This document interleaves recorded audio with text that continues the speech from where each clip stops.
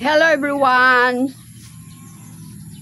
Welcome to my YouTube channel. Alam niyo guys, mag-share lang ako sa inyo about halaman. So ito, ipapakita ko sa inyo yung aming lugar sa Barangay Palana, Salcedo, Eastern Samar. Ayun, maraming mga makikitang mga damo-damo, mga halaman. Ayun, hindi naasikaso ng pamangkin ko kasi busy sa paggawa ng daing, isdang danggit. Ayun o, yun. Ito yung likod ng simbahan. Ito yung aking isi-share sa inyong halaman. Yan o. Hindi namin alam kung ano pangalan nito eh. Sila yung nagsabi nito na halaman dahil si Super Tindero na sugatan doon sa ginagawa nilang bahay. Yan o. Na tumama yung kanyang paa sa kukulamber na ikinakabit nilang forma sa beam. So sabi nila, subukan mo daw, Uncle. Meron kami ditong halaman na ginagamot. Ito, pinipiga lang yung mga dahon na yan. Hugasan nyo lang ng maigi, tapos ipipiga sa sugat. Ayun. So, napatunayan talaga namin na totoo, na magaling siyang magpagaling sa mga sugat. Ayun o, ipapakita ko sa inyo kung ano yung ginagawa niya. Ito o. Yun ang nagpagaling sa kanyang nakahubad po. Ayan o. Yung sugat niya. O. Kasi diabetic ka. Diabetic kasi siya. Ayan o. Yung binti na yan. Ayan yung dahon na yan. Yung pinakita ko sa inyo.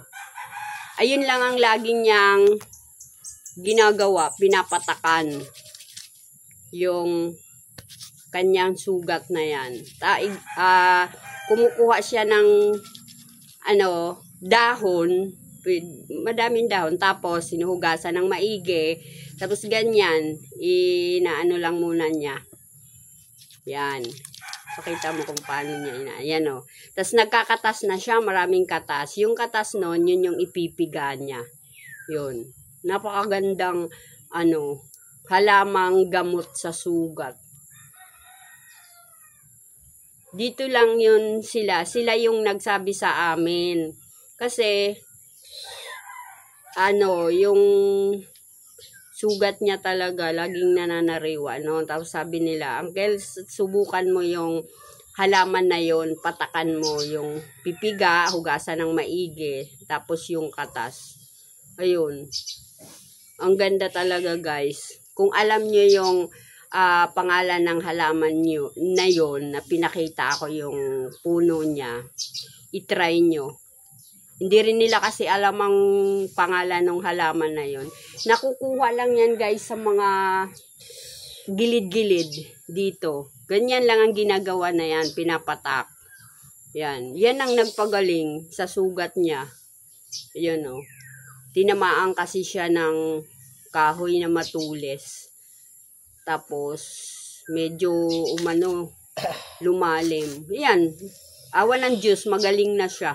Konti na lang. Dito lang yan guys na tatagpuan yan. Sa mga ganyan, mga damo-damo. Yan, hinahanap lang namin yan. Pakalat-kalat lang yan sa mga gilid-gilid dito sa probinsya. Dito, mayroon pa ba dito? O naubos mo na? Naubos na. Naubos na niya dito kuhanan. Banda doon sa mga gilid-gilid. Try nyo guys. Sinare ko lang yon. Okay, maraming salamat. Pag napatakan ang sugat, di nilalangaw. Oh, yun. Pag napapatakan niya, hindi nilalangaw. Ayun guys. Maraming salamat sa inyong walang sawang support. Shout out sa aking mga subscribers at ang aking mga silent viewers. Maraming salamat ulit. Thank you for watching guys.